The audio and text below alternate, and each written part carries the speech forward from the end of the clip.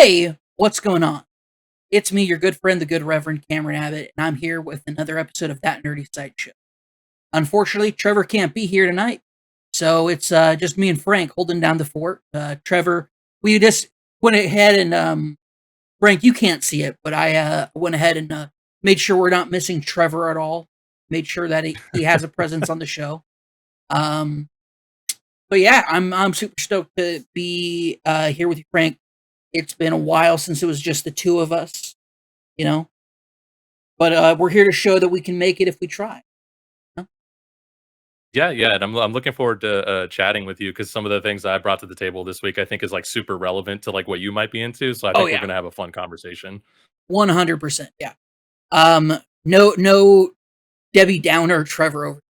Gonna bring us down. This is a very enthusiastic podcast that we're gonna be doing here.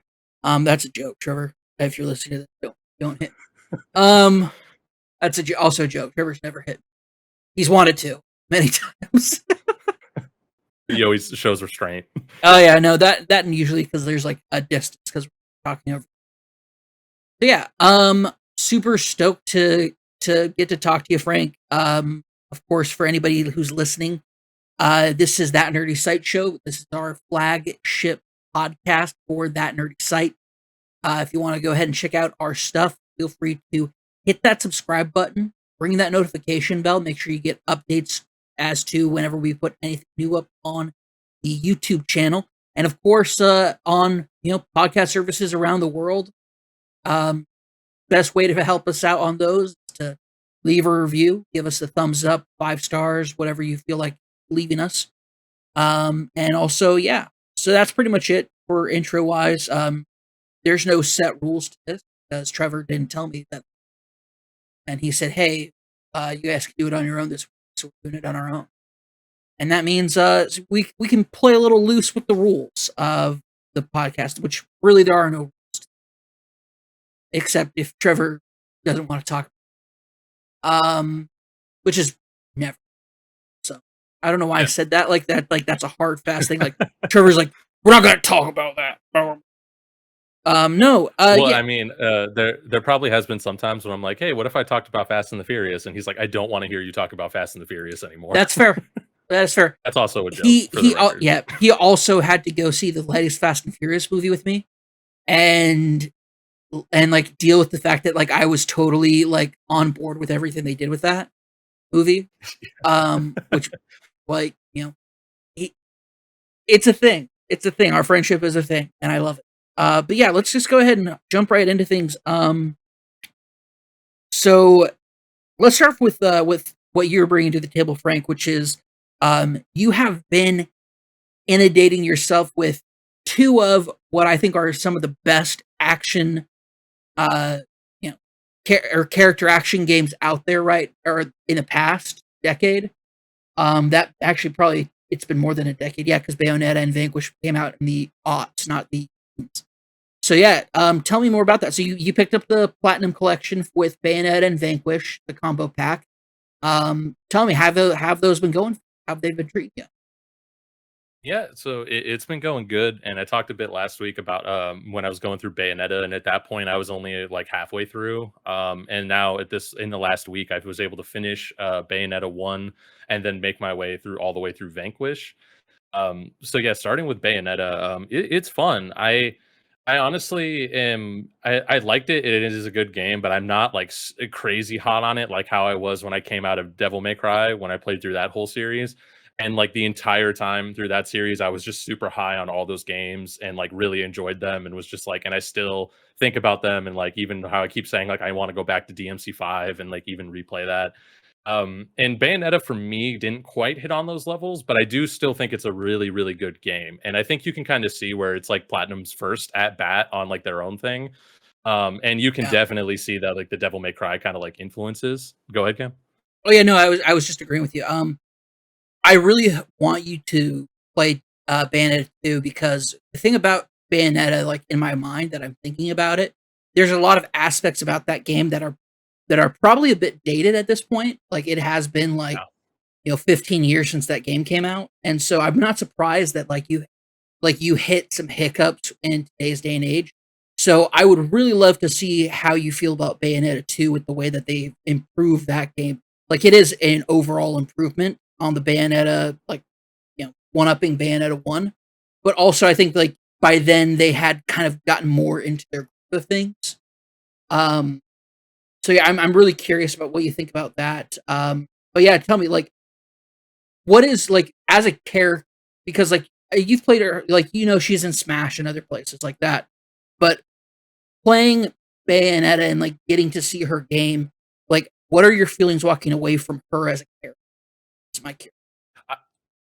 I like Bayonetta a lot. Like her as the character, I think is definitely like one of the highlights for me because like I like kind of like how she is and like she's kind of like funny and like in like there's a lot of interesting things they do with her where and it's not even just all the like sexy stuff which is definitely like her vibe but it's like she is just kind of like funny and cocky and like I really like her as like a person and the way she messes with the I can never remember this dude's name but she calls him Cheshire and, like, I like the way she just messes with that dude all the time, and, like, there's, like, funny, weird moments between them, and, like so, like, her as a character I really liked, and I also really like some of her powers and abilities, like, they're super crazy and visual, and, like, she has, like, these climax attacks that are, like, where her hair turns into, like, an insane monster, and the first time that happened, I was like, "Oh, whoa, that's super cool," and then throughout the game, it's different monsters for, like, different bosses, and like I was like, that's super cool. And there's like even one point it's like a spider that's like on fire inside its mouth, and like and one time it's like a crow with like a half moon on top of its head, and like there's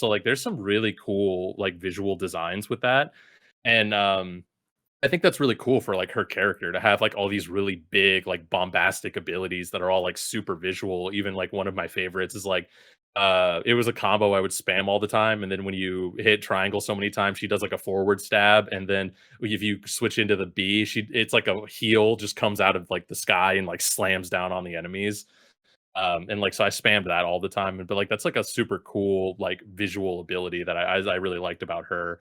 And I liked, so yeah, like going back to her as a character, like I liked her a lot. And I'm kind of glad to hear what you're saying about how like the second game kind of like smooths out some of the edges and is kind of just improved in a lot of ways. Cause I definitely want to continue through the series. And I definitely want to see like more of Bayonetta. Unfortunately, I think some of the other side characters are like a little bit lacking almost. Like I never really cared about anyone other than Bayonetta really. Even her kind of like romantic kind of like counterpart that she calls Cheshire, like he's all right. And then like they introduce like Rodon and Enzo and then they just get pushed to the side immediately.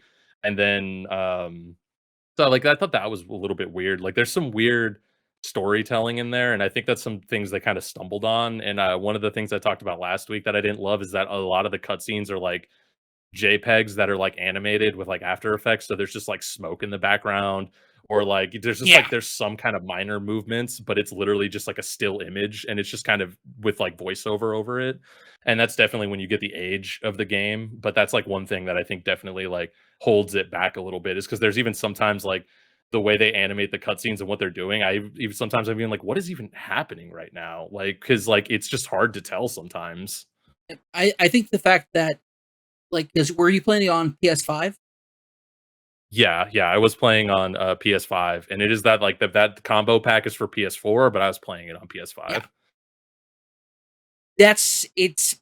This is where you're gonna get into like the trouble with that is like we're talking about a game that came out originally on 360 PS3 era, like, and not like late in that era either. Pretty moderately early in on that era. Um, and so like it's important to note like this is of course like an independent game. Like Platinum put it out as independently. They like it is a hallmark and and like flagship game for that studio, but it definitely shows like at the end of the day this is a solo studio putting out that game. I will say though that I something that I really love about Bayonetta as a character, especially, and I think this is part of the problem with Bayonetta 1 that I think kind of like doesn't necessarily get rectified so much as like it's this is Bayonetta's show, it's about her, and like Mhm. that's the deal. Like it's all about Bayonetta, that's what's going.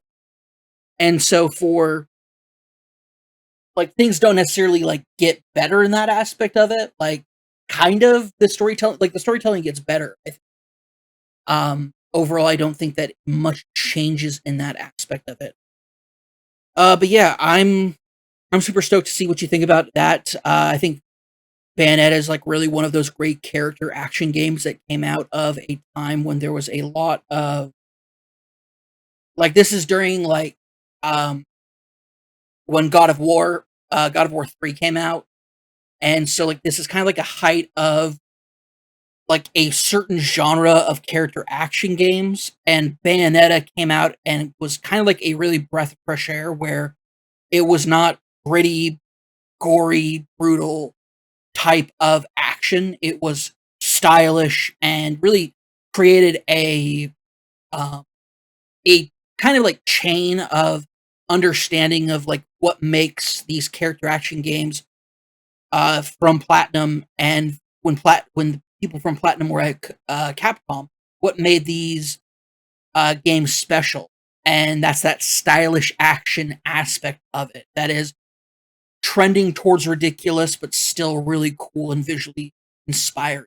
So I think Bayonetta, especially in Bayonetta 2, they just take that up a notch, and they do much better in it, I think.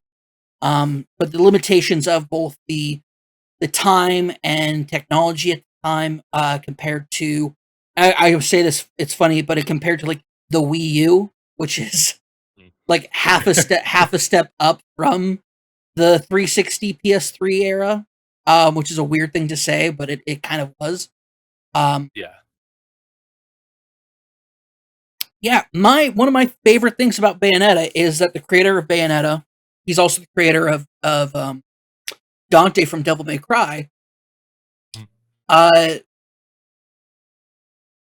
he so in Japan there is a kind of like not black market, but kind of like a like secondary market for like comics called dojins, which are basically like bootleg comics, fan art comics of like pre-existing series.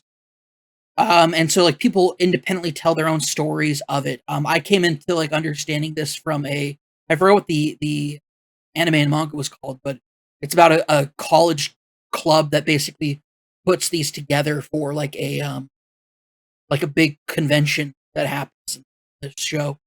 Um, which is also like one of my favorite quotes of all time from anything comes from, which is people who fantasize about like the like Emoto little sister trend, especially like in for the Japanese like the weeb culture, like the obsession with little sisters. Like that is chock full of people and written up. My light just fell off. Cool, cool, cool. I love that. That the stickiness on it has been kind of going out lately, and so it is not surprising that it finally collapsed. Give me a moment. Yeah, yeah, no, you're good, man.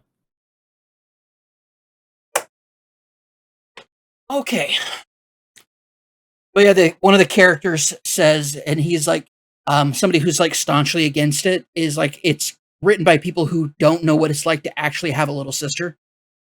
Mm. And as somebody who has like a bratty little sister who grew up with a bratty little sister, I completely like when that line got out of there, I was like 1000% yes. That is like completely accurate. Like little siblings in like these animes where it's like the adorable little sister. It's like first off, there's no such thing as an adorable little sister. There's only a bratty little sister. Period. Not necessarily, but like yeah, no. It was yeah, there's that but one of the things that I became aware of was like these like bootleg comics basically. And I found out from like just like on Twitter and from like, Game Facts forums back in the day, that there are, of course, it's Rule 34 of the internet. Yeah. So there's porn versions of these comics out there.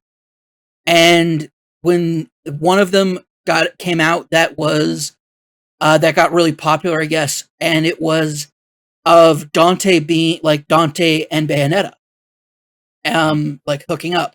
But in that comic, Dante was like very aggressive and stuff. And so when the creator found out about it, he got really upset. But he didn't get upset Mm. that somebody made this.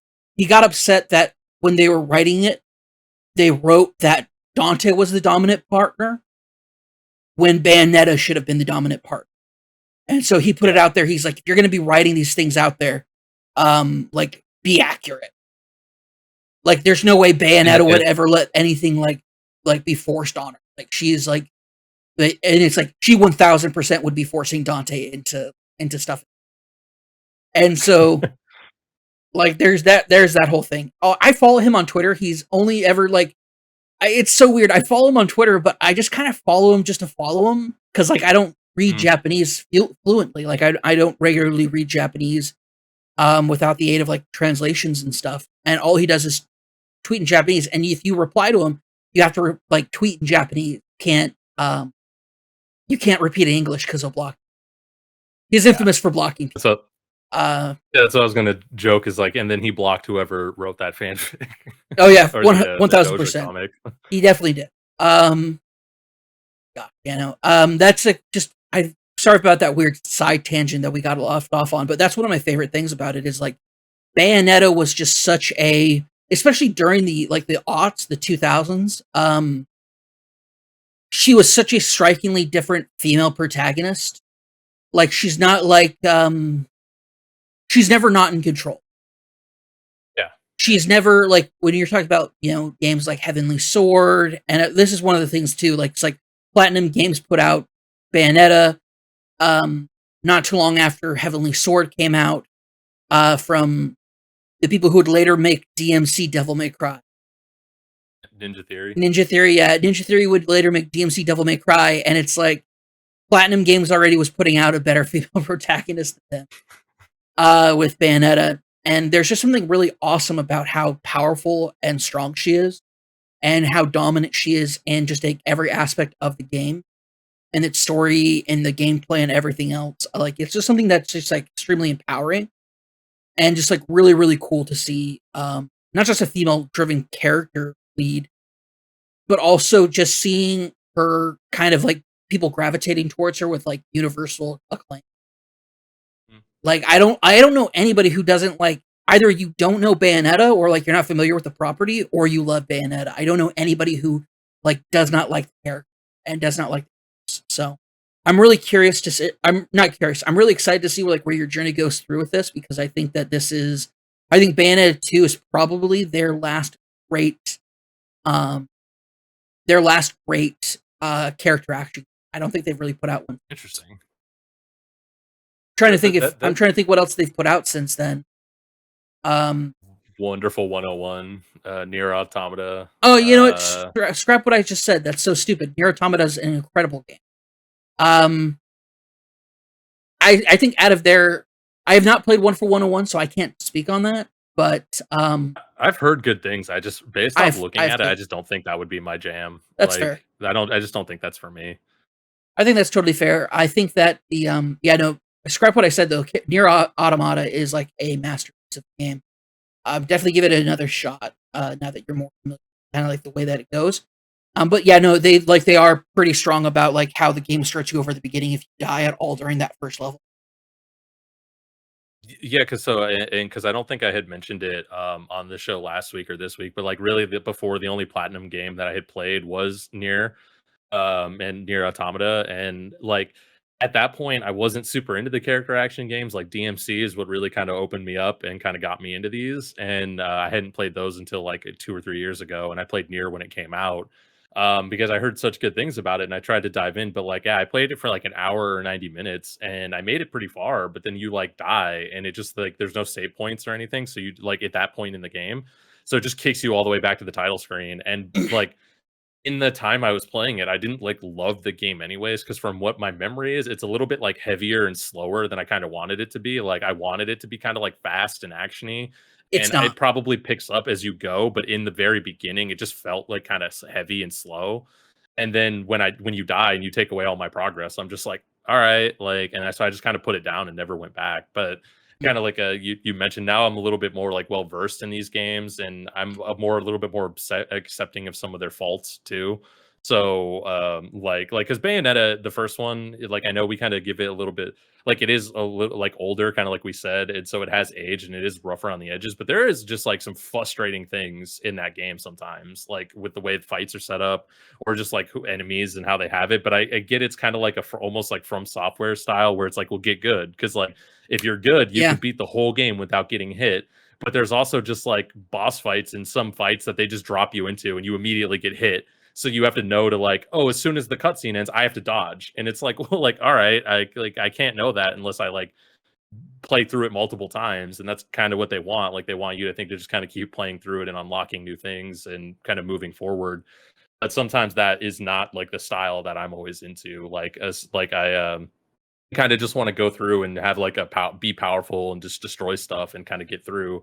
Um, and that's why like Bayonetta still has a lot of that too. Like by the time I started getting a lot more like health upgrades, and I also switched over to using the samurai sword, which outputs like a ton of damage. oh yeah, I thought it was funny because switching over to the sword makes it play a lot more like Devil May Cry, and that's when I suddenly started having a lot more fun with it. But it's like it was cool to carry over some of those combos that like I was already kind of using, but now I have like this cool, super powerful samurai sword.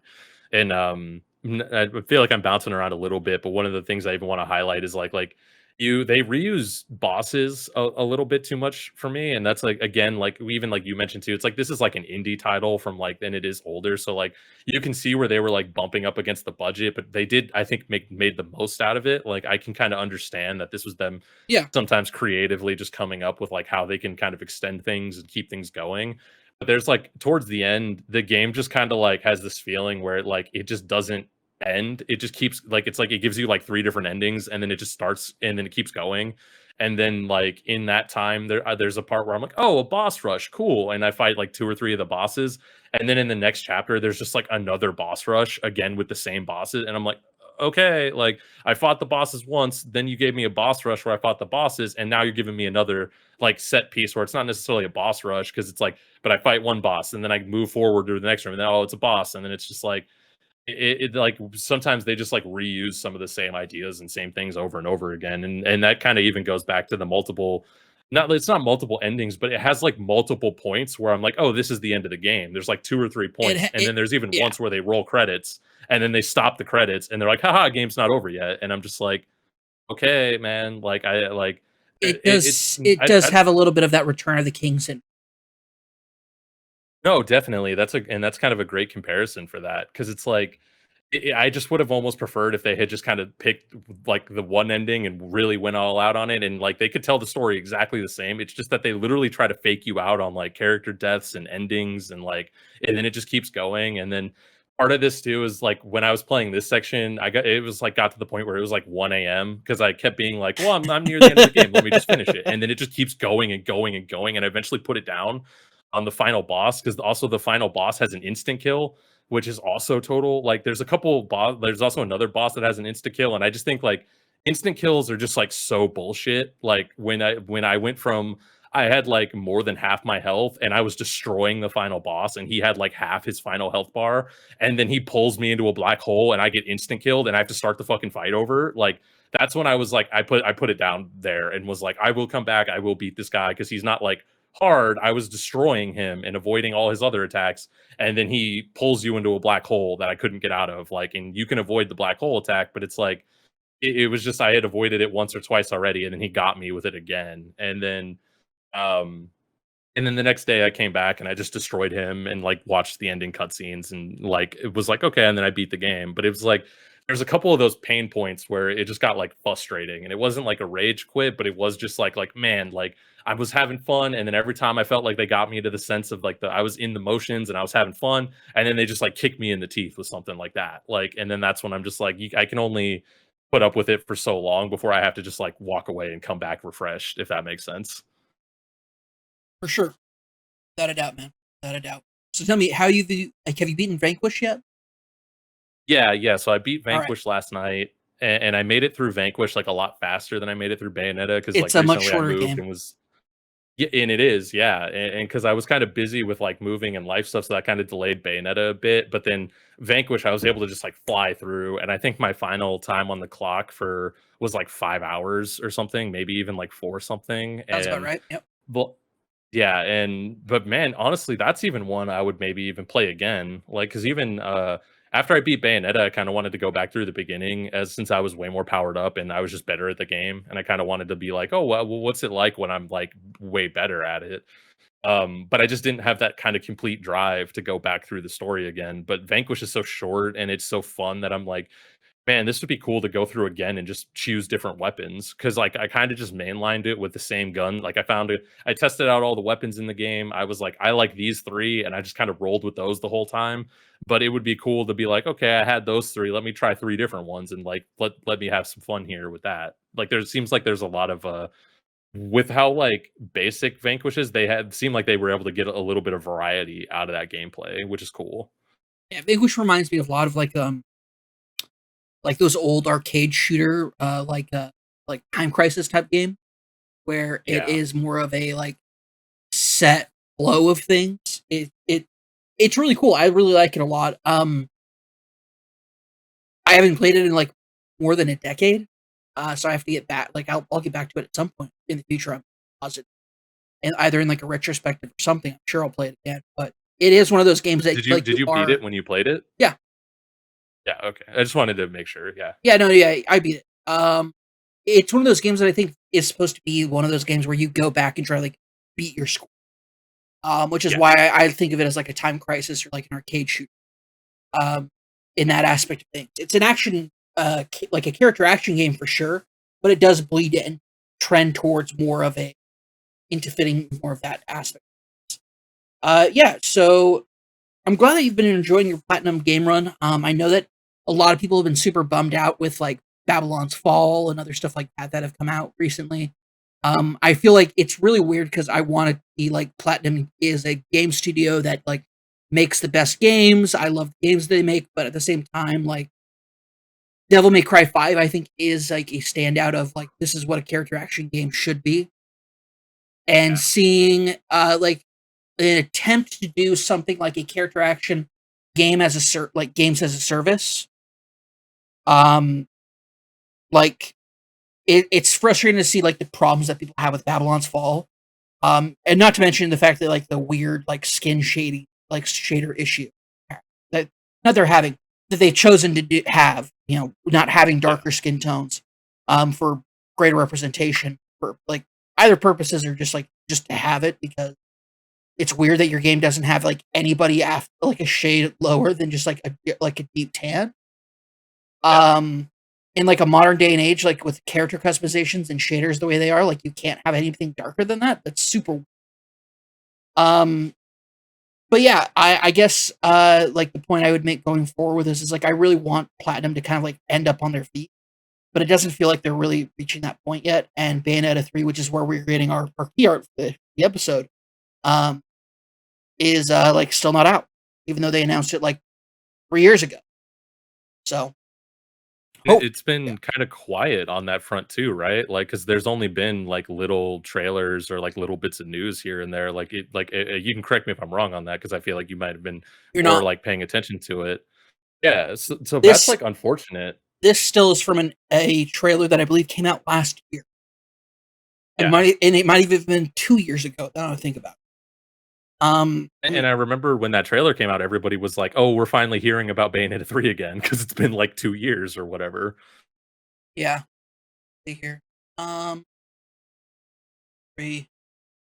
This Nintendo Direct is from 2021. Okay, so September 2021 is when that is.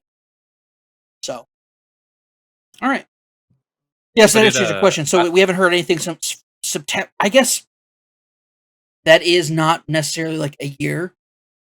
yeah. But we're getting close.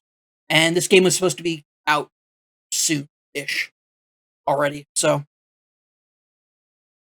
And I think we had, kinda talked about it where me and Trevor kinda talked a bit about it last week, but it is interesting how, like, Platinum, even kinda going for back, like, a while now is kind of, like, all over the place, like, they're, like, kinda almost hit or miss, where, like, you have Bayonetta, you have Vanquish, you have, like, some of these titles that are really good, but then you also get, like, the, like, Korra or, like, the TMNT games or, like, like, some of the other, like, license work they did that was kinda like, I know some people were somewhat into those, but then also a lot of people were like, "Hey, these necessarily aren't the best," and they're kinda, like, repetitive and just kinda, like, slapped together a bit, and so it's, like, interesting where, like, they're like, as a studio, they're just kinda hit or miss depending on the title, and then even more recently, like you mentioned with Babylon's Fall, and how I have not heard I haven't heard anything really good about it. Everything I hear about it is, like, not great. I think that's unfortunate because I feel like Platinum should be, like, a good studio, and I feel like they have a good pedigree, and, like, they've had, like, good games in the past. It's just, like, I guess it kinda goes back to even what we were talking about with Bayonetta 1, where, like, they must just be bumping up against some of their budgets and their time, and if they're It's for not doing too even many things at once, where they're just like, the games that are good are the ones that are getting all of the attention, and then everything else is just kinda coming out and falling by the wayside, which is, like, really unfortunate because like, based on, like, how much, like, they're beloved in the gaming community, I would really want, like, platinum to mean, like it's like how we used to think of, like, Rare back in the '90s. Like, everything that had that logo on it was fire, and we loved it. So it's like, I would like to see them get to that level, especially because I feel like they have it in them. Do you feel me on that? dude, I totally feel you on that. The Korra game was garbage, absolute garbage. I didn't play the TMNT game because people said it was bad. Like Yeah. people I trusted on like whether that game was going to be good or not, outright said yeah, it's bad. The core game like was in its own way like really. So Legend of Korra didn't have like a Japanese release, adaptation and release. Like they Mhm. never did a dub of it or anything. So in order to help the team at Platinum understand what was going on in the game, they literally translated scripts out to Japanese and had them like read over them. Like that entire production was just like such a weird, like not great thing. And then the game ended up coming out and being just like absolute shit, dog shit. Like Yeah. you're playing and as the Avatar, you should be feeling powerful. This is the problem with Avatar games in general. Is like the Avatar games have always just been absolute dog shit. Yeah. And it sucks because like these are games about like you should feel powerful and strong and you just don't. Um it's sad. Because it would be cool to have, Well like, you a would really if awesome I character action game in that world where you can use all the different elements. Like, that would be super cool. I am just told you that a game made by Platinum where you play as an avatar from Avatar The Last Airbender's universe was a dog shit game. That shouldn't have happened. That is the studio you want to be putting together this game, and it just did not come out well at all. And like you can tell in a lot of different ways, like the effort was just like really like was the effort missing on this? Like what's going on? And so like their license or like their collaboration works. It's like I did not expect Nier Automata to be good because it was not it was like around the time or not too long after the Korra game. I'm trying to think if it was before or after, but I I was think just it like, was after because I yeah. think it was even after because they did Korra and then Transformers and then TMNT, I think, and I Well, that's think the thing. Nier was, Transformers like, was after awesome. all of those. That's Transformers what was I heard, and awesome. I have that one. It's so good. That like once again, it's not even just hitting or missing. It's either they knock it so far out of the goddamn park, it's a goddamn grand slam, or it's the absolute worst fucking shit. And I don't know what the hell is going on. It boggles my mind. Like they've made some of my favorite games of all time. They've made some really like inspiring, great, incredible properties. And then like they just drop the ball sometimes. And like Babylon's Fall should have been this incredible masterpiece from these people. And it's not. And it's like apparently also like the microtransaction system with that game is out of control. So bad. Like it's so sad to see this happen, especially since it was their first ever collaborative with Square Enix. And I was like really hoping that this would be like a great gateway into getting like a better because like it's funny too because right recently another Square Enix collaboration with Team Ninja from the people who made Dead or Alive uh they're putting out Strangers of Paradise, which apparently like people either like think that it really doesn't work or it works extremely well. And you love to see that. I would want to see that for Platinum and Babylon's Fall, but it's not happening. It's like it sucks. And then to top it all off, the studio, the place, the company that they left to make Platinum games because they couldn't make the games they wanted to, the Bayonetta, the Vanquish, like all these other games, puts out Devil May Cry 5, which is one of the best character action games of all time, if not the best character action game of all time. Like it's just on another Absolutely. level. Like the way that they took the more anime styled like character designs from Devil May Cry series and used it in the RE engine, like making these characters who we've known them for being like these beautiful characters in like this more anime style, or like the quote unquote classic Japanese style of video games, and then for them to turn out being like absolute fucking hunks in Devil May Cry 5 in the RE engine. Like everything looks amazing in that engine, the way that like in the character action, like for an engine that was designed for like freeing Resident Evil 7, which is like the first person like Resident Evil game, like for them to take that same engine and apply it to Devil May Cry, and like not only that, but also tell like the best Devil May Cry story we've gotten so far. Touching on hallmarks of like all throughout the family, and like it's so great, and it's one of my favorite games that I've played in many years. And and you're seeing other character action games come from other studios that are inspired by these works that they Platinum Games did. But like I don't know if Platinum Games has it in them, because and I really look at it, and I think the biggest problem that kind of kickstarted all of this was Scalebound. Oh yeah, man, I totally even forgot about that, but that's totally true too. How much was tied to Scalebound? How much investment? How much work had been done on it just for it to get scrapped? And it's like for Phil Spencer to basically just be like, "We're scrapping this. We're giving up on it." Phil Spencer doesn't give up on anybody. Yeah, they let Crackdown 3 come out. They let Crackdown 3 come out. And if they let Crackdown 3 come out and they didn't let Scalebound come out, that tells you how bad Scalebound is. Yeah, It's just like, it's sad. which is It's sad. unfortunate. I'm kind of with you there because like it's just unfortunate, and that like yeah, a lot of their modern releases aren't even hitting the highs of like some of these earlier games, let alone what they should be exceeding them, and like they should have like learned and grown and be like this dominant force. But like I think what you say there is like really relevant. Of like DMC5 is like so amazing, and like for me that is way better than anything that I have played platinum so far.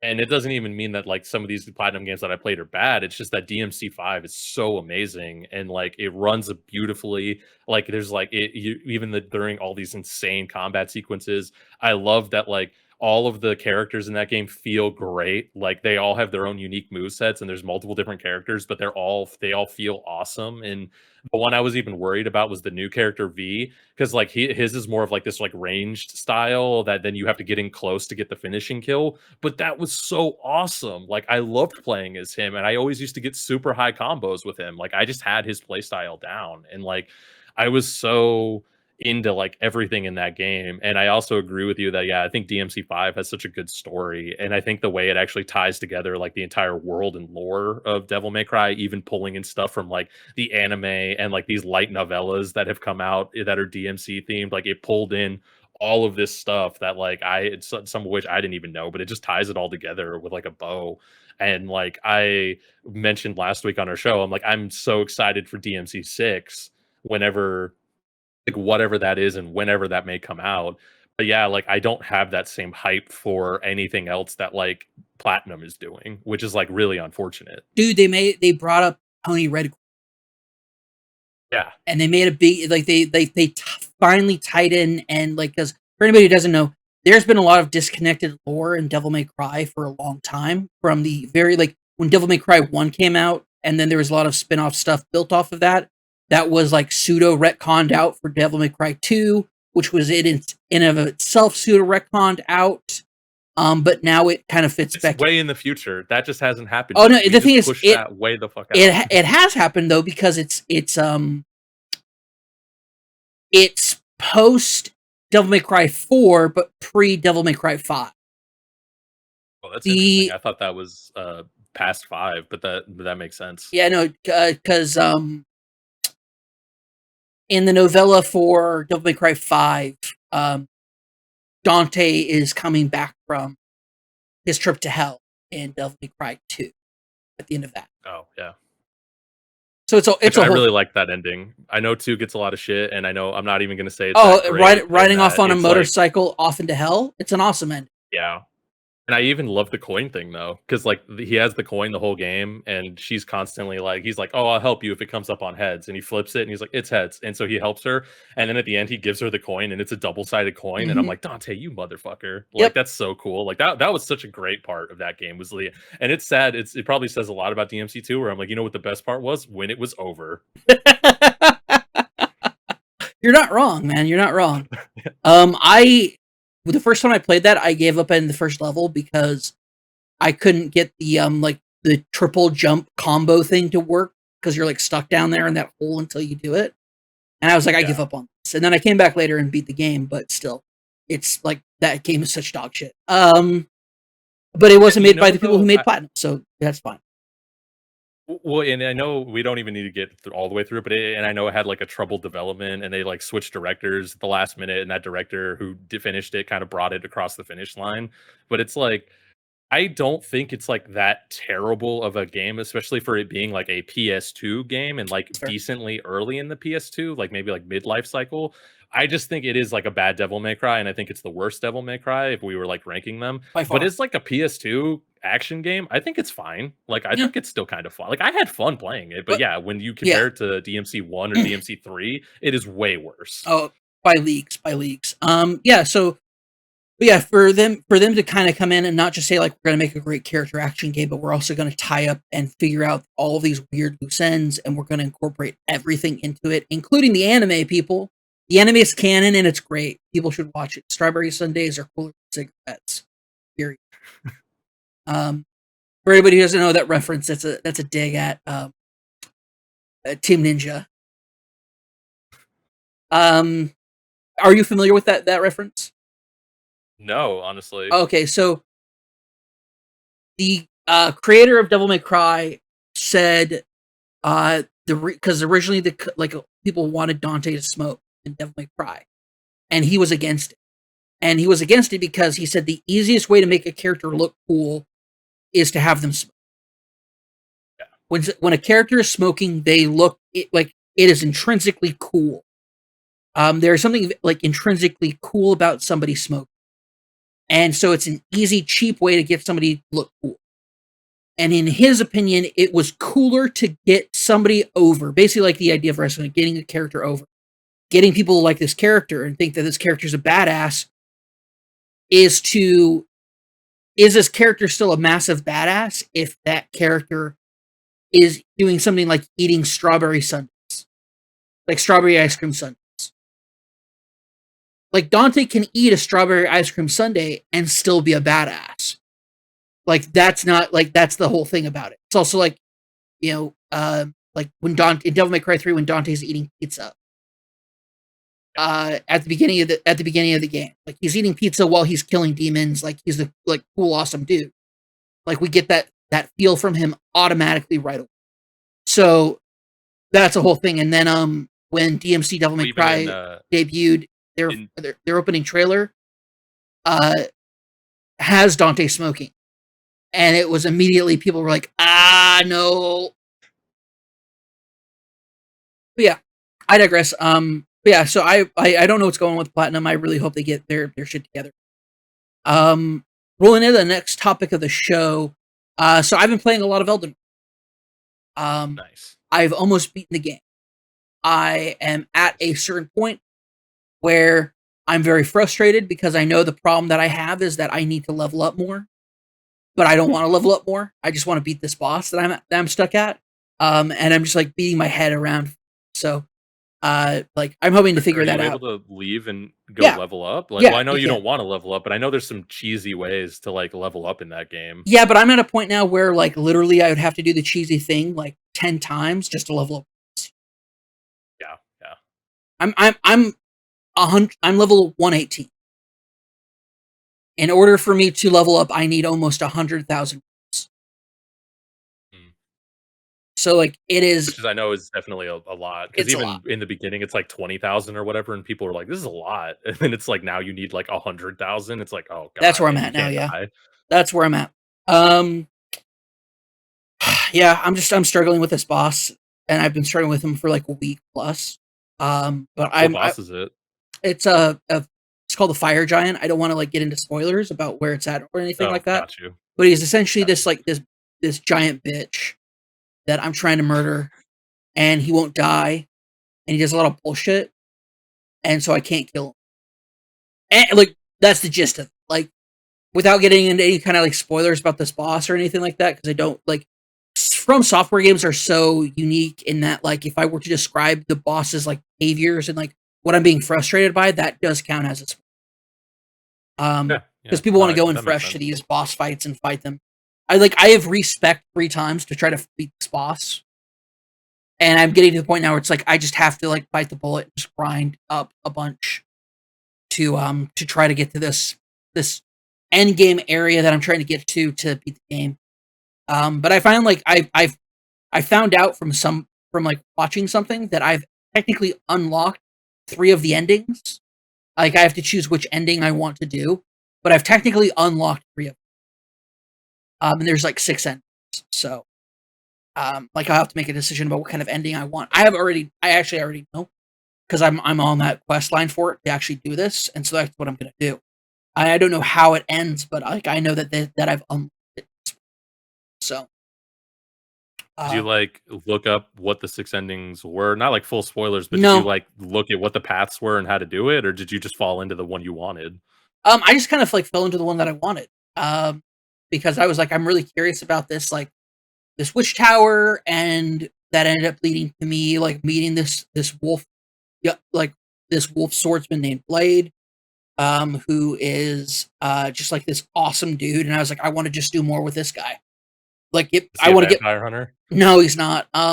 Dude, they're straight up like a D Vampire Hunter reference, or Vampire Hunter D reference from like that old anime manga series. Mm. They're straight up like a character named D, like D, the game, and he goes around hunting undead.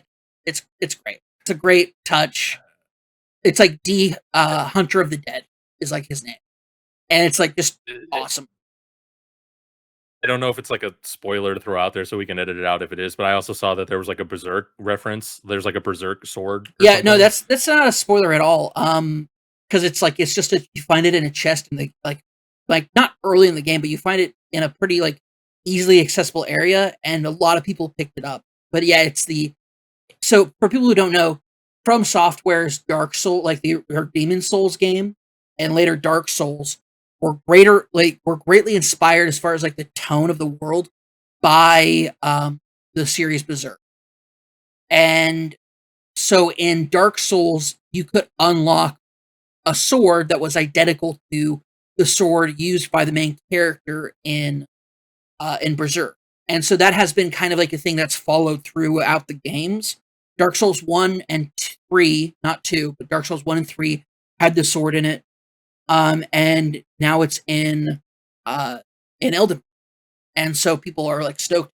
And it's really I think picked up a lot of steam, and more people are paying attention to it now because of the Berserk author's passing last year. Mm. So I think it's kind of like people are like, oh, it's such a great like tribute. It's like, well, technically the tribute's been in the game since Dark Souls 1, but I digress. I don't want to rain on anybody's. It's a touching tribute to have in the game, just to have it. Period. For like the a series that was such an inspiration for Miyazaki, and so yeah, it's you can easily pick that up. That's not a spoiler at all. Like there's no quest line around it. You pick it up from a chest that's like literally in the middle of the yeah. Yeah, No, that's what, like I I've I don't yeah. Go think ahead. I'm gonna check out Elden Ring because I just, like, don't really know if it's my thing, but this one seems cool. Like, I like a lot of what I've seen of it. One thing I definitely love is, like, the enemy designs are awesome. Like, I know FromSoft is kinda, like, known for that, especially from, like, Bloodborne, is, like, what I always see get a lot of attention for its enemy designs. But it's like that it is cool, like, it looks like a super cool world. I love a lot of the enemy designs, like, I would like to steal a lot of those and just put them in, like, a D&D campaign. Oh, Like, for I think sure. that would be really cool. And so, like, like, it seems like it's really, like, a cool and interesting game. I just think it still has too much of that, like, FromSoft style for me personally. Here's the thing: you're not wrong. That is definitely in this game. I will say because of the open world format, it is the most accessible that this game's ever been. From Software games, of course, notorious for being like almost corridor levels of like a path that you have to go down.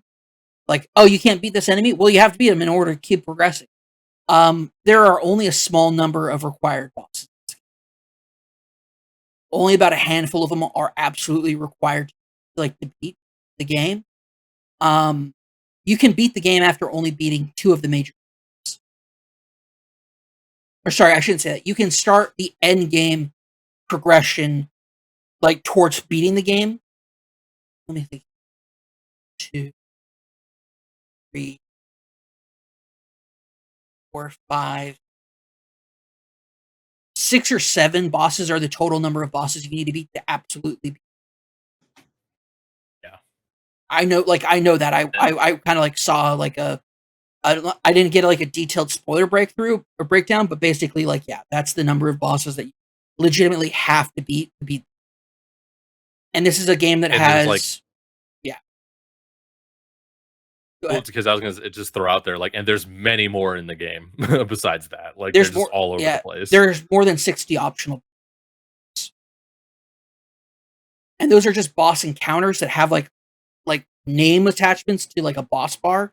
There's other enemies that aren't bosses that are legitimately harder than a lot of that are like unique special enemies. And then you also have enemies that are NPC characters that are acting as though they're PvP characters. And then you have actual PvP characters who can invade you. Shit's wild. It's great. It's a phenomenal game. I love it a lot. I've had just an absolute blast with it. I think that it's like I've always been a big From Software fan since Demon Souls. Back on the PS3, like that was what.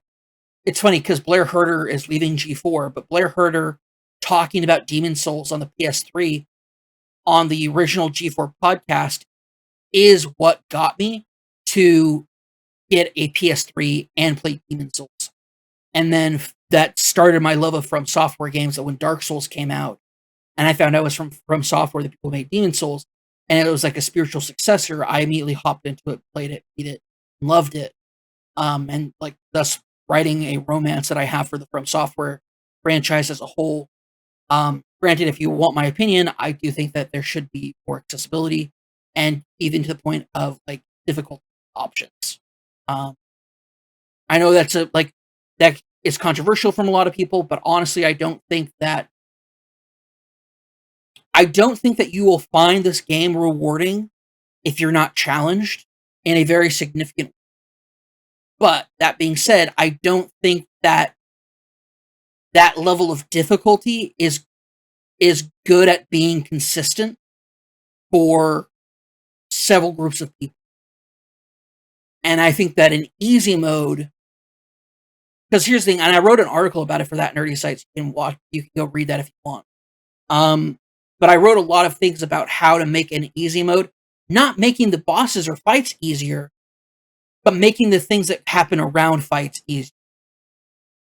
Not necessarily like, oh, you do more damage, but like there's a lot of things you could do to make things easier in that game, make them more friendly, and make it so it's not approach. I think this is the most approachable this game franchise will probably ever be, um, unless they commit themselves to making like some really significant changes. But in my opinion, for like I wrote a bunch of examples of like how things could have been different on that level of things when it comes to like how to adjust difficulty without making the game technically quote unquote easy.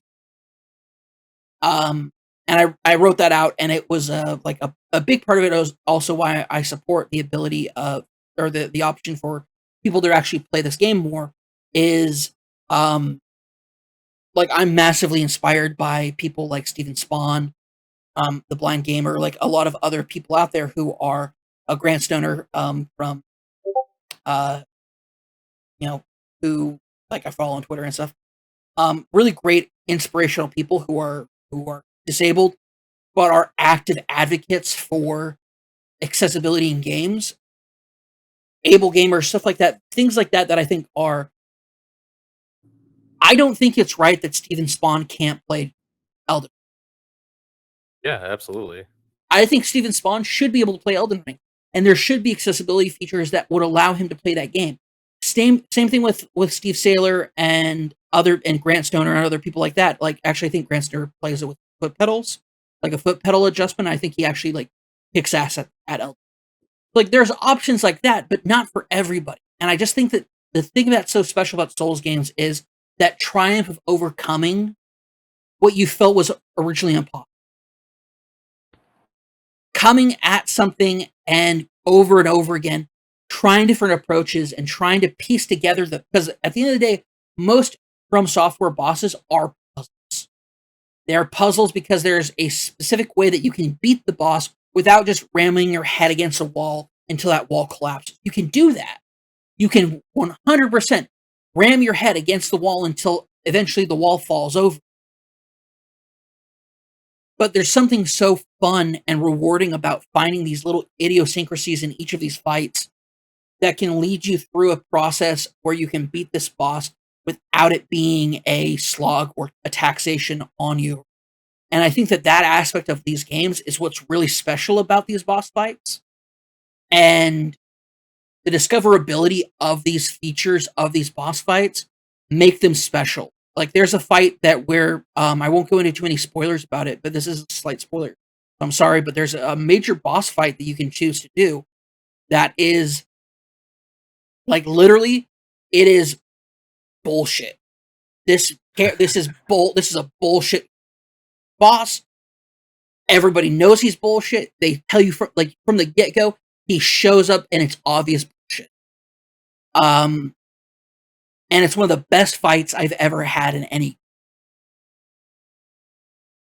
It's this guy who literally is like there's a competition, like a festival held to see who can kill him. And during this fight, you have the opportunity where you can summon all the other people that were at that opening, like the entry area with you to celebrate this festival.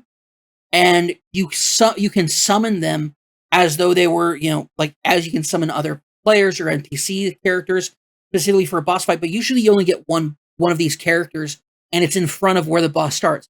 These summons are in the area. And so basically the idea and the aspect of it is you get to like basically join forces with like 4 or 5 other NPC characters and just wail on this boss. And this boss is such bullshit because he is still so much more powerful than all 5 of you put together. And so it's a constant battle of wits and skill to try to get your way through and make your way through. And then just when you think that you're like, okay, cool, like I have him down a good chunk, like I have this fight down, he leaps into the sky and comes down like a shooting star, smashing to the ground and murdering your ass. He literally rains down from the heavens to fuck with you. This sounds like a platinum fight now. Like this sounds like something from like Bayonetta. It's incredible. It's an absolutely incredible moment where you're like, where did he go? I don't know where he is anymore. And then you just hear a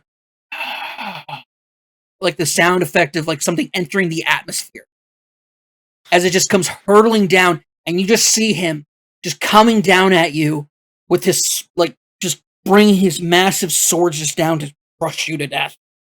And it's one of the coolest things that I've ever had happen to me in a game. It's total bullshit. And it's honestly one of the best things that I've ever played. Like it truly is like a spectacle. I think this game does the spectacle aspect of these games more than anyone before. Oh my god, I was reading Twitter the other night, and it's like a boss fight that like took me a while to beat, and like I really had to like figure out this boss fight. Somebody was just like tweeted like, "Man, I'm so good at Elden Ring, like I'm killing it, I'm doing great." And then like a couple hours later, just a tweet saying like, "Hey, this boss is a real bitch, huh?" It's like I know that boss. Yeah, it's a great game. I actually ended it in order to beat that boss. I actually used a cheese like that's broken in the game. There's nothing wrong with cheese and stuff, Nothing wrong with man. cheese, Like especially in a like Souls game. Especially in a Souls yeah, game. Souls games, the bosses cheese you all the time. You can cheese them back. yeah. Like it's fair play. Because that's the thing, man, is I'm like, "Hey, man, the game is built this way, and especially if they're gonna screw you at every opportunity, you might as well cheese the hell out of it," you know? Listen, when a boss slams his shield down on the ground to smush me, and I think I'm safe because I'm literally feet lower than the rock that, like a boulder that I'm standing next to, that is actually taking the impact of it. But when it hits the rock, it keeps going and smashes me anyway. Bullshit. It's absolute bullshit. Whatever. Fine.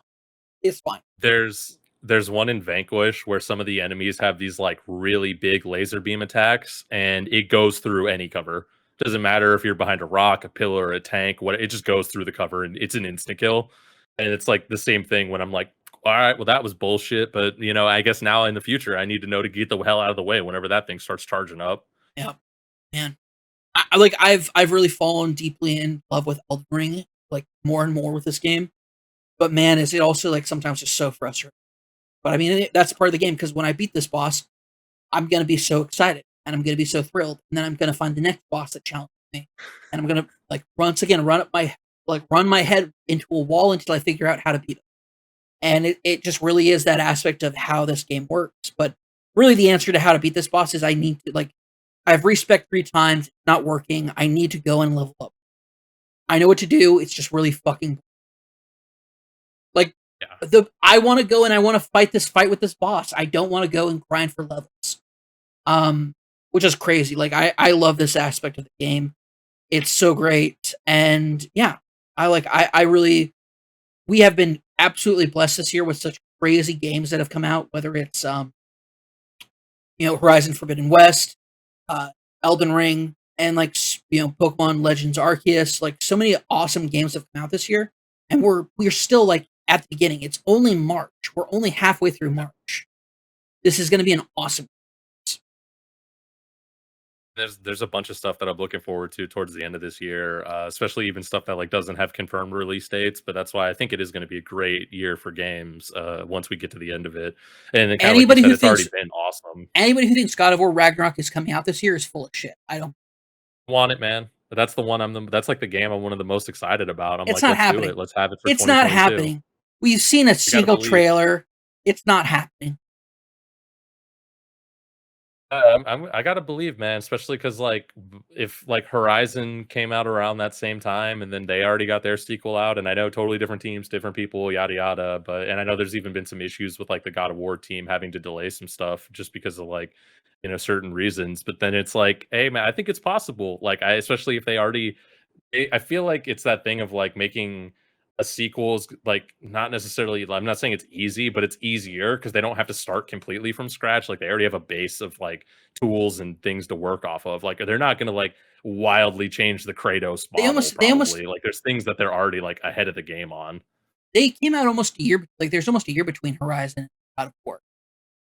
No, that's true because one is 17 and the other one is 18, and then also Horizon came out early in the year, and God of War came out towards the end of 2018. Yeah, so there's like Or there's no, a it was good just like the summer, so it was like yeah there's a so good there's chunk. definitely like a gap there. But I think like I just like I think they can get it done. But obviously, like I mean, I'm not at that studio behind the scenes, so and I if they have to, I mean, delay it. Like don't rush out the game and have it be bad. Like I want that game to be everything it possibly can be, especially because like the biggest thing I'm worried about is that it's already going to get knocked just for being the sequel because like God of War 2018 was such like a crazy reinvention that really boosted the series up, and like even if they carry that forward and it's amazing, you just kind of get into that sequelitis of like, well, we've already been here, we've done some of this, like we've already had the crazy mind break. Now we're just kind of doing more of the same. But like I believe that team can put together something special. At least I hope so. I hear you. I my biggest reason why people like nobody's ever asked me why I think that. Um, if it was coming out this year, it would have. I firmly. It does not have a Well, date, especially and that's because they're the going to later push we it. get into the year. Yeah, if it doesn't have a date now, we had a date for Horizon Forbidden West like a year before it came out, and even though it got delayed, we still had a date. There's no date attached to Ragnarok. We're not going to. It's not coming out. So I hate to break the news to everybody out there who thought that it was coming out this year, and you can be like, tear-filled eyes, being like, "Oh, Cameron doesn't know what he's talking about. It's not like he's been covering this stuff for 6 years and for more than 7 years, and he's been wrong about this before because he's thought that even though the release date stuff, first party stuff, oh, I know what I'm doing. I'm not gonna say I'll eat my shoe because I saw Griffin McElroy have to eat the skin on a banana, like eat a banana whole. Um, Well, we can never forget that I forget who exactly it was. It was the director of Resident Evil 4 said that he would cut his head off with a chainsaw if it came to any other platforms, and then before it ever came out, they announced it was coming to other platforms. yep, So it's like, all right, like, that's why you don't want to be lofty with the, oh, yeah. if it doesn't, I'll do this. Like, Like, listen, if God of War Ragnarok comes out this year, it'll be great. Hopefully, or it'll be broken piece of that's where shit. So don't do it. you're in like the win-win Yeah, situation yeah. where it either gets delayed like you said it would, or it comes out and you get to play it. So like you're in like a win-win Oh yeah, I situation. can't lose in this situation. I just can't lose. It's like people who are like, "Oh, is it going to be like a new Persona 5 game, like or a spinoff, or is it going to be a Persona 6 finally?" It's like either way, I win. Definitely, yeah. And people waiting for that Akechi spinoff game, man. Not happen. Um, That was the rumor. I'm going based off the rumors I have heard, but I also do kind of agree with you where at least I think you're on the same page where I think it's too early for Persona 6. Like it might be it's a Persona game, but it's too early for 6, even unless they're for announcing me, that for, it's going to come out 2 years from now. for Like me, Persona 6. I know for a fact that Persona 6, like I should say, for a fact, without a doubt in my mind, Persona 6 is already like on the oh, board for being designed. But yeah, when it comes definitely. when it comes to the like the reason why I think that is because Persona 5 Royale came out so soon after Persona 5 versus the kind of like gosh, what was it, like 4 or 5 years between 4 and Golden? It was like 5 or 6 because Golden came there on PS2 or Persona 4 came out in like 2009, I think, and then Golden came out in like Persona 5 2014. So yeah, Persona it's like 5 6 years. Persona 5 came out 0708. I remember because I was still living at home when the advertising for it showed up on the back of Game Mag. I remember that because I saw it and I was like, "Oh, that's weird that they're doing Scooby Doo." Mystery team or the detective team, The yeah, detective the team, yeah. detective team. I thought that because I was like, "Okay, so," I'm like, I looked at you, the main character. I was like, "Okay, so this is Fred. Yusuke is Shaggy. Uh, Chie is Velma.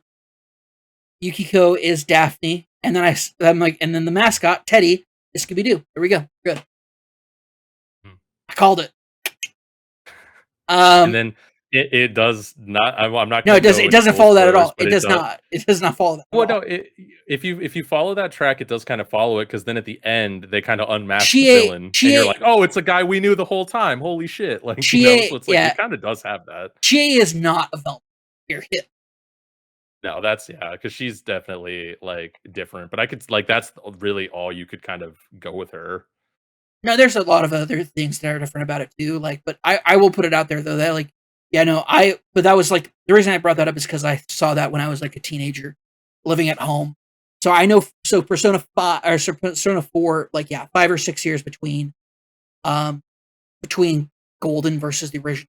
And then we got Persona 5 Royale like 2 years after the original Persona 5.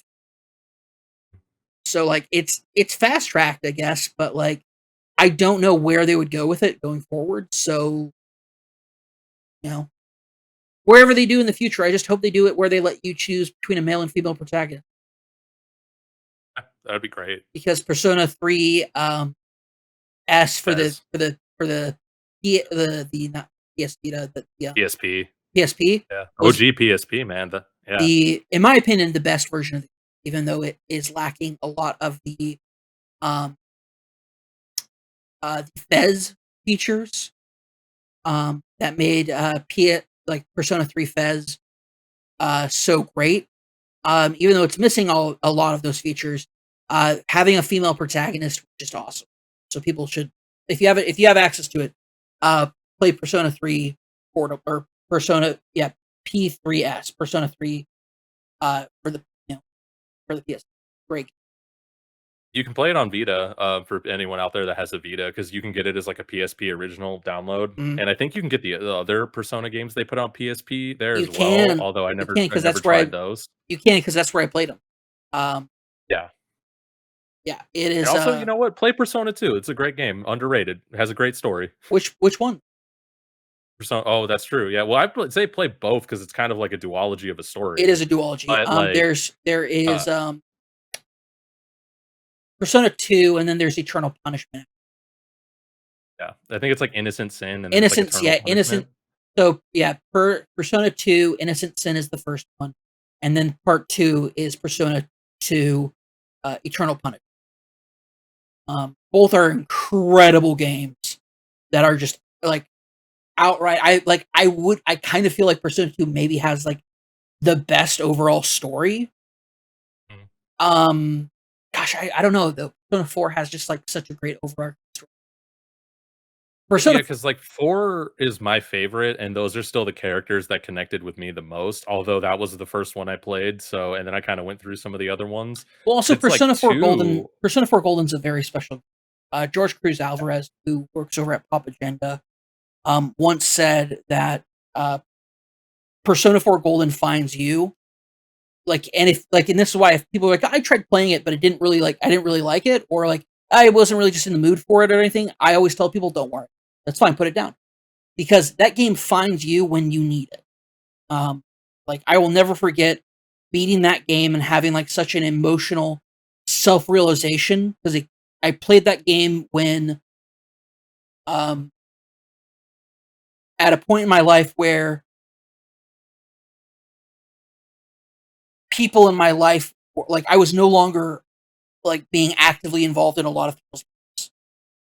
Um, my little brother was moving across the country.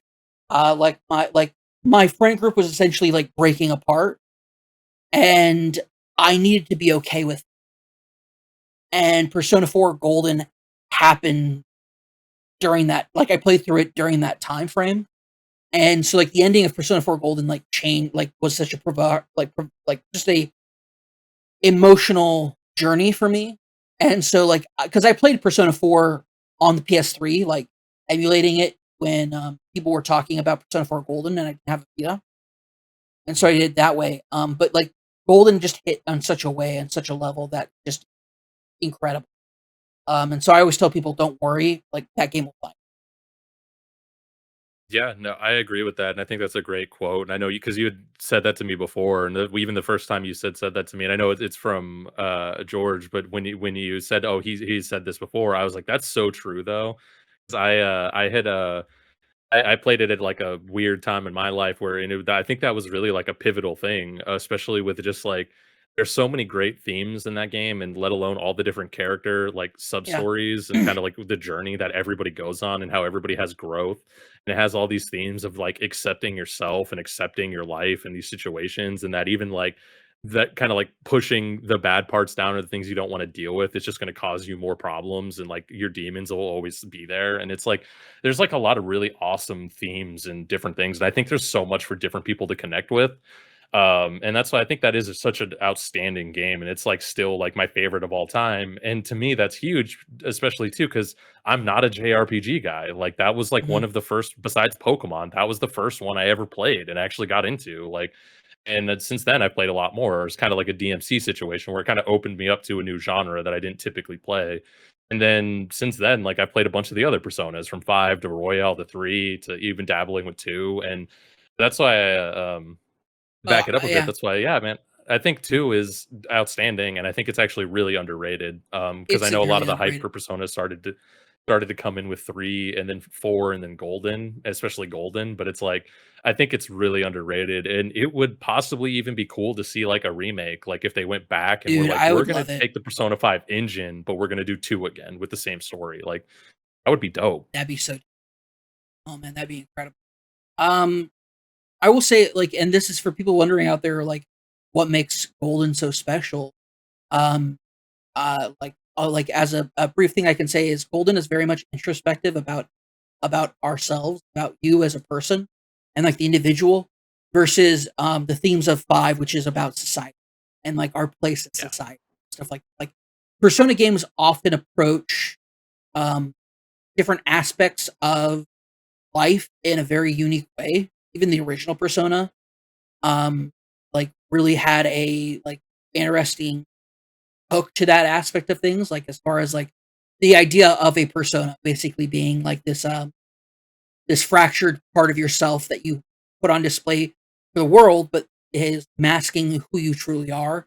And that kind of like being the central theme, like which is a basic theme for all the Persona games now, but at the time it was quite groundbreaking because it came out during the PS1 era, or like in the late '90s.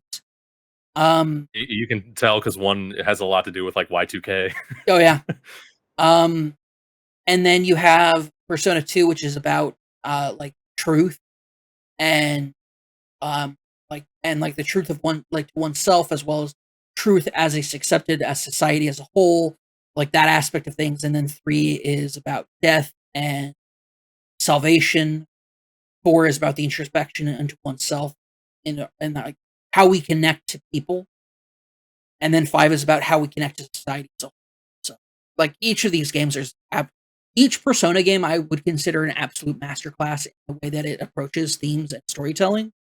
Even one, which I think is by far the weakest because it's the original and was Absolutely. still had a lot of strong ties to the Shin Megami Tensei saga and series of games.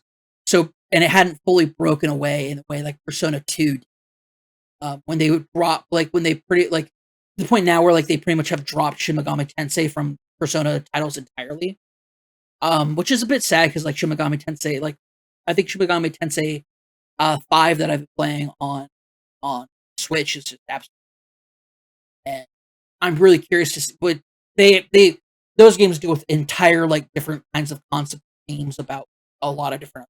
So, I mean, we could be Eh, sitting here and I can talk about this and wax philosophically about Shin Megami Tensei and Persona games for hours. But yeah,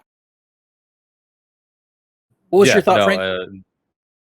no, I'm kind of the same with you there, so I won't go on for too long. But that's what a friend of mine had told me a couple years ago when we were talking about it, because I was talking about how much I love Persona, and like Persona 4, and I forget what title he told me, but he said one of the Shin Megami Tenseis has like the best story he's ever played in a game.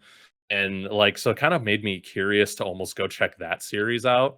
But it is a little bit different and it's a little bit more even hardcore than like Persona is. So I don't Oh know yeah, if I can those. necessarily like get through it, you know? I think one of my favorite things I ever saw came from Monty over at Uppercut, who um made a joke about how it's like in a Persona game, I missed. Oh no, ha ha. And it's like I missed. Oh no, it's game over. And like that's the difference between Persona versus Shin Megami Tensei. Is SMT games are, oh, did I miss? Cool. I've lost. Like I'm like it's over. I need to like Just restart this throw in the fight. towel. Yeah, throw in the towel, Yeah. restart my save. Um, boot up the save. Let's go. Like those games are extraordinarily mother again. And All right, I think that's a clue for me to be getting ready to sign off as my light fell off again. Ah, mother. Go ahead and finish up, Frank. What was your thought? yeah, but and that's why I'm kind of with you there, because like I'm not against just like hard games and games being hard, especially because there is like kind of like we talked about, I think through a lot of this episode with like both Platinum and Bayonetta or and Elden Ring, where it's like there is something satisfying about like learning the patterns, getting in there, like learning it, doing it, and like I didn't want to go. I won't go through the whole story, but there's a boss fight in Bayonetta that it was the first time I got to something that just totally started kicking my ass, and I died like 5 or 6 times, which is the most I died on one fight. But I kind of did the thing where I went through the menu and I'm like, okay, what weapons can I change out? And that's when I started using a different weapon and I had learned the fight. And I came back to the time I did it, like that sixth or seventh time when I beat it, I got a platinum ranking on that fight because I There did you so go. well. There you Like, go. and that was the feeling of like, man, I came back from getting my teeth kicked in to I destroyed this fight. And that is very satisfying. And I think that like, so there's nothing wrong with like a game just being very hard. But the thing I think I have specifically with that is like I'm not super into JRPGs, and so I like that Persona is like a little bit easier and a little bit more forgiving. And then at this point, I've played so many personas, I just understand those systems and like how to make really powerful personas. Like when I was going through Royal, I was having such a great time because I was that dude that finally knows like how to use the fusions and make these insane builds that are just so powerful. And I'm like, I'm using the strongest level fire attack in the game, and I'm not even losing any SP because the way I have everything stacked, I'm actually gaining SP every round. And I'm Mhm. just like, man, I've broken the game. But like that was fun for me. And so like I just don't know if I could hang with like the SMT just being brutal and like having to be like really, really on your shit all the time, you know? Yeah. It's challenging, but it's super rewarding too in a lot of ways. That pretty much wraps it up here for that nerdy site show. Each and every Monday this podcast goes out. It's video version on youtube.com/that nerdy site, the audio version on podcast services around the globe. Um, you can find Frank at Irrelevant Jokes on Twitter. Frank, anything you want to give a shout out to? Yeah, I'll give a quick shout out to that. Well, I guess that this or I'll give a quick shout out to one of our other podcasts, that D Plus show. The most recent episode is an episode that Trevor recorded about behind the attractions, which is kind of a theme he's been doing every time he goes to on a trip to Disneyland, which is where he currently is or is on his way back from.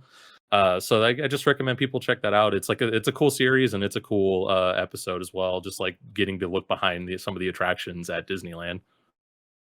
Definitely. And I wanted to also give another shout out to That Bond Show, the show that comes out every Saturday. We had a most recent episode with a special guest, Jarrett Green from Rational Passion.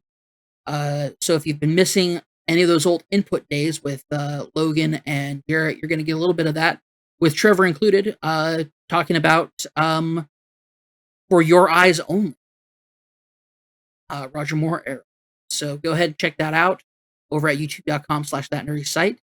But yeah, that's it. If there's nothing else, Frank, anything else you want to talk about or give a shout out to real quick? Yeah, and because I won't get deep into it, but Vanquish rules. Everybody go check out Vanquish. There you go. People still sleeping on Vanquish 10 years later. We need the Vanquish Dude, sequel. Where's that? it's That's been what I'm almost looking 20 for. years since they originally came. People still sleeping. Yeah, for sure. Uh, yeah, check out Vanquish. It's awesome. But with that being said, thanks so much for watching and or listening, and stay nerdy and be good to each other.